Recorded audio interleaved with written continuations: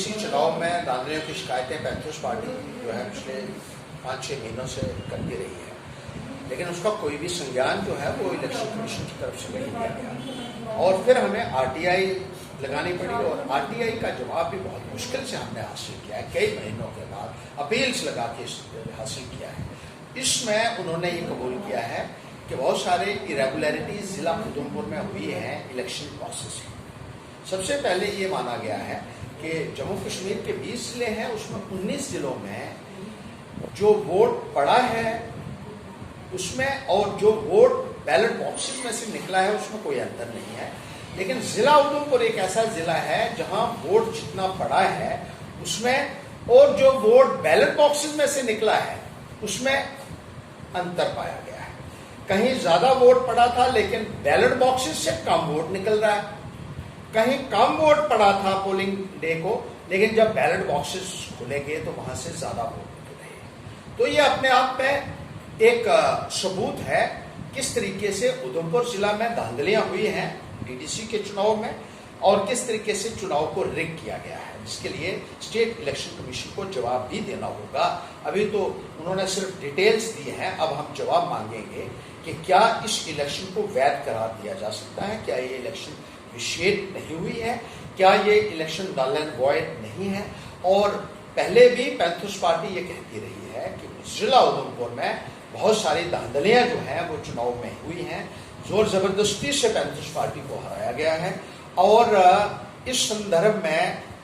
जो रिपोर्ट्स आती थी इलेक्शन के दौरान वो भी यही कहती थी कि उधमपुर से 14 की 14 सीटें जो हैं वो पैंथर्स पार्टी की हैं और इंटेलिजेंस की रिपोर्ट से कहती थी, सारे ये कहते थे। लेकिन जिस तरीके से रिगिंग के माध्यम से और इरेगुलर प्रैक्टिसेस के माध्यम से हराया गया है उसका ये जो है इस आरटीआई जो 170 पेज का आरटीआई है इसमें खुलासा होता है। इसी तरीके से उन्होंने ये कबूल किया है कि जिला उधमपुर में वुडन कंपार्टमेंट्स में बैलेट बॉक्सेस रखे गए थे जिनकी छत नहीं थी। स्ट्रांग रूम वो होता है जो एयर टाइट होता है, जिसमें चिड़ी भी पर नहीं मार सकती, जो लॉक किया जाता है और उसी दिन खोला जाता है जिस दिन काउंटिंग होनी हो और तमाम पॉलिटिकल पार्टीज के एजेंट्स को बुला के उनके सामने वो लॉक्स खोले जाते हैं। लेकिन यहाँ तो बार बार वो मेन खोला गया और अंदर तो सारा खुला हुआ था। तो ये एक बहुत बड़ा स्कैंडलस है और ये खुद उन्होंने तस्लीम किया था कि वुडन कंपार्टमेंट्स में हमने जो मत पेटियां जो है उनको रखा गया था। इसी तरीके से उन्होंने ये कहा है कि पोलिंग एजेंट्स जो हमारे नहीं जा पाए बैलेट बॉक्सेस के साथ स्ट्रांग रूम तक पोलिंग के दिन, ये स्टेट इलेक्शन कमीशन ने कहा है कि ये उनकी तरफ से नहीं था बल्कि जिला के अधिकारी जो वो भी इसमें शामिल रहे हैं, उन्होंने पोलिंग एजेंट्स जो पैंथर्स पार्टी थे किसी भी एजेंट को बैलेट बॉक्सेस के साथ स्ट्रांग रूम तक नहीं जाने दिया जहां वो जमा करवा रहे। इसी तरीके से उन्होंने ये भी कबूल किया है कि मिक्सिंग ऑफ वोट्स का ऑर्डर जो है वो काउंटिंग से चंद रोज पहले निकाला गया। पहले जो है वो पोलिंग बूथ्स के वोट्स अलग अलग काउंट किए जाते थे, लेकिन इलेक्शन कमीशन ने ये अचानक फैसला ले लिया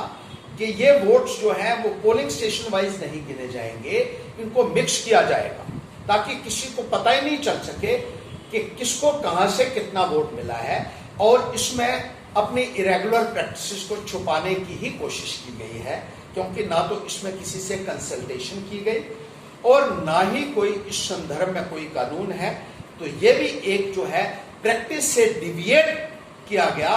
जो काउंटिंग का प्रोसीजर था उसको, ये भी अपने आप में दर्शाता है कि किस तरीके से एक डेस्परेशन थी अथॉरिटीज के अंदर कि इस प्रोसेस को जो है वो ट्रांसपेरेंसी को खत्म कर दिया जाए और जो जिनको वो जिताना चाहते थे उनको जिताया गया है। ऐसा कहा जा रहा है उधमपुर में कि 3-3 हजार वोट हर डीडीसी कॉन्स्टिट्यूंसी में नकली डाला गया है, ये चर्चा है लोगों के अंदर। और 2 सीटें जो हमारी निकली हैं जिला उधमपुर में उसमें हमारी लीड यकीनन 3000 से ज्यादा थी तभी वो निकल गई और बाकी जगह पे हमें कहीं 7 वोटों से 15 वोटों से 40 वोटों से हराया गया है, जोर जबरदस्ती से हटाया गया है और जमहूरियत की धज्जियां उड़ाई गई हैं। लोगों के साथ एक मजाक हुआ है, ये लोगों के मत के साथ एक विश्वासघात हुआ है। ये पॉलिटिकल पार्टीज के साथ मजाक नहीं है, ये लोगों के वोटों के साथ एक मजाक हुआ है। और इसके लिए स्टेट इलेक्शन कमीशन को और जिला उधमपुर का जो इंतजामिया रहा है उसको लोगों को जवाब देना होगा।